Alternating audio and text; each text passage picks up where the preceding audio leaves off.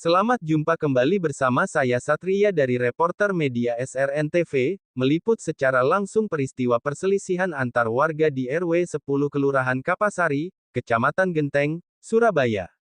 Perselisihan ini antara warga dengan mantan ketua RW 10, hal ini membuat warga sangat geram akan ulah dari mantan ketua RW 10 yang berinisial RS 38 tahun. Mantan ketua RW 10 ini sering berbuat ulah dan mengintimidasi warga. Hal ini tidak dia lakukan sekali saja, bahkan sering dia lakukan. Sempat mantan ketua RW 10 ini dilaporkan oleh warga kepada kepolisian karena kepemilikan senjata api dan pengerusakan fasilitas Balai RW 10.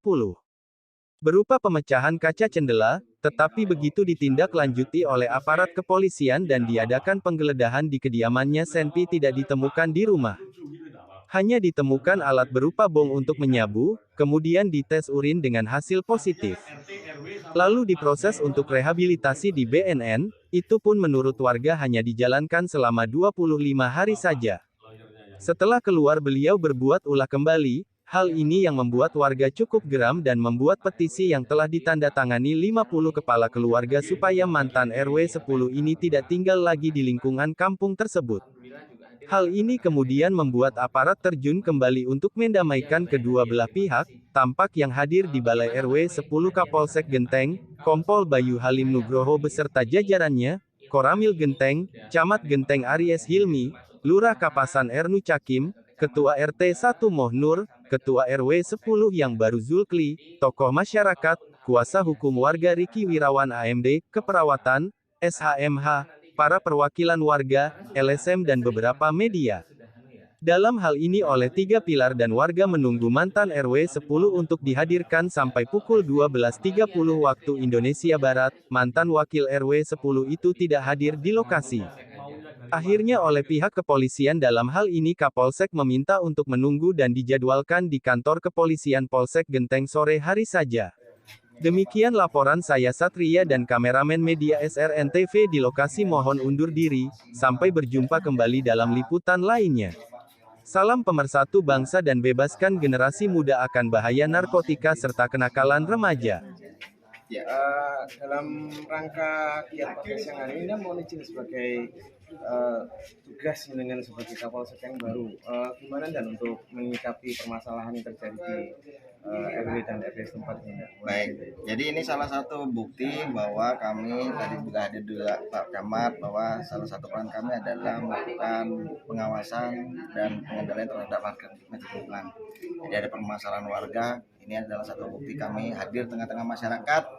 Yang mudah-mudahan pemecahan masalah terhadap permasalahan yang terjadi bisa segera diselesaikan. Walaupun harapan dari warga penegakan hukum, tetapi tetap saya sebagai Kapolsek Genteng mungkin harapannya ya tetap kita melakukan upaya pencegahan dulu, ya, melakukan pendekatan mediasi, yang jelas penegakan hukum terutama represif akan saya kesampingkan dan akan kami kedepankan pendekatan secara humanis, ya. Dan mudah-mudahan warga juga memahami, tentu saja tidak bisa kami bergerak sendiri, butuh dukungan dari tiga pilar, dari tingkat kecamatan, kemudian dari tingkat kelurahan, bantuan dari tokoh-tokoh LPMK, RT RW, tokoh-tokoh warga sekitar, tentu saja juga warga secara keseluruhan, ya, bersinergi membantu menciptakan suasana yang kondusif di lingkungannya.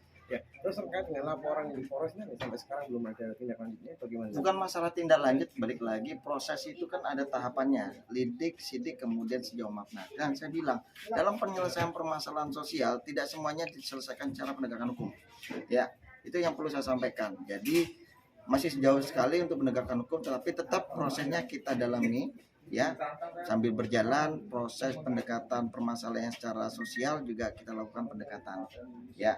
Balik lagi, masalah penegakan hukum tidak hanya melulu masalah harus lapor kemudian harus dihukum, tidak, karena sudah ada upaya dari pihak saat ini, dari pihak polisian, untuk penyelesaian permasalahan dikedepankan adalah restoratif justice, yaitu mengembalikan hak-hak orang yang dirugikan, ya, dengan melibatkan pihak-pihak yang berkepentingan. Dalam ini siapa? Stakeholder.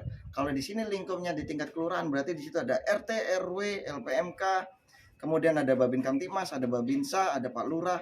Nah, ini harus diguyur rukun dulu. Penyelesaiannya sejauh mana, ya. Jadi semua pelaporan tetap akan kami respon Dan untuk penyelesaiannya akan kami kedepankan dengan pendekatan restoratif justice, tapi disesuaikan dengan eskalasinya, ya. Nah itu biarkan dari teman-teman yang akan mengasih masukan input ke saya. Ya, dilakukan mediasi sempat hari ini tidak hadir. Selanjutnya gimana? Bukan tidak hadir, ini kan mengambang. Cuman daripada nanti warga juga di sini banyak, ada saya lihat tadi ada ibu-ibu masak, ibu-ibu berkumpul, kemudian warga juga banyak, sedangkan kita menunggu satu objek, ya sambil jalan, ya nanti kita lakukan pemantauan, warga pemantauan, kalau termonitor juga kita akan ajak untuk berdiskusi. Nanti ya kasihan lah nih udah siang waktunya sholat zuhur juga, kalau semuanya berkumpul sini, apalagi ibu-ibunya tadi banyak, ya kan suami pulang kan mau makan, ya kita tetap harus cerdas menangani sebuah permasalahan, jangan dengan emosi. Kalem, kalau ada yang emosi ya dikalem-kalemin. Intinya warga itu harus guyup rukun, harus solid. Karena apa? Kalau udah guyup rukun, jaga kamtipmas di lingkungan jauh lebih enak. Karena semuanya sinerginya enak, ngalir nanti. Berarti pada dasarnya ada pemanggilan ke depan lagi, Bu? Bukan pemanggilan, intinya kita akan berkomunikasi. Jadi bahasa-bahasa kasar pemanggilan itu konotasinya negatif. Jadi kita kedepankan bahasa-bahasa yang nyaman, koordinasi, komunikasi. Kecuali udah ngomong, kalau udah LP udah terbit itu lain. Itu udah jalurnya hukum. Ya, kalau masih level warga ini ya tolong bahasanya jangan kaku-kaku lah. Bahasa-bahasa nyaman.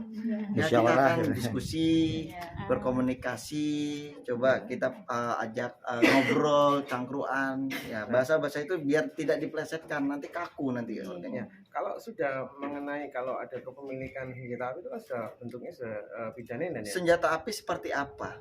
Korek juga bentuknya kayak ada senjata api. Jadi jangan kaku ya. Biarkan proses berjalan. Jadi teman-teman tetap sabar, biarkan kami selesaikan secara tetap dalam kondisi adem ayem, biar tidak panas. Tapi ada kemungkinan hadir hari ini enggak? Saya nggak tahu karena yang dipanggil juga ditelepon dalam perjalanan. Cuma perjalanan dari mana kan kita nggak tahu. Nah, makanya butuh dukungan dari warga juga. Pak Babin juga ada saya titipkan. Kalau misalnya termonitor coba angkut, bukan diangkut sih, maksudnya diajak titik kumpul, nanti undang lagi yang hadir, tapi tidak semuanya yang berkepentingan. Nanti kalau saya ada spare waktu, saya akan kesini bersama Pak Camat, sama Pak Danamil. Ya kita harus fleksibel memang, jangan harus kaku terus kalau nggak ada kita geruduk, kok nggak bisa. Ini kan warga-warga kita sendiri, dia mungkin dari sini, lahir di sini kan, karena personal punya historis, kan nggak ada yang tahu mungkin historis seperti apa. Ya teman-teman cari nih historis seperti apa. Tapi kalau yang saya tangkap, ya ini butuh komunikasi yang lebih intensif memang. Ya. Terima kasih. Dan bisa minta nomornya Dan? Nomornya nanti saya kasih ya, nanti ya. Ya, karena tokonya nanti udah ada yang mencoba-coba soalnya. Takutnya saya ini ya. Nanti bisa ke Pak Kanit, kalau enggak ke humas saya nanti. Ya. Siap. Baik ya kalau Bapak-bapak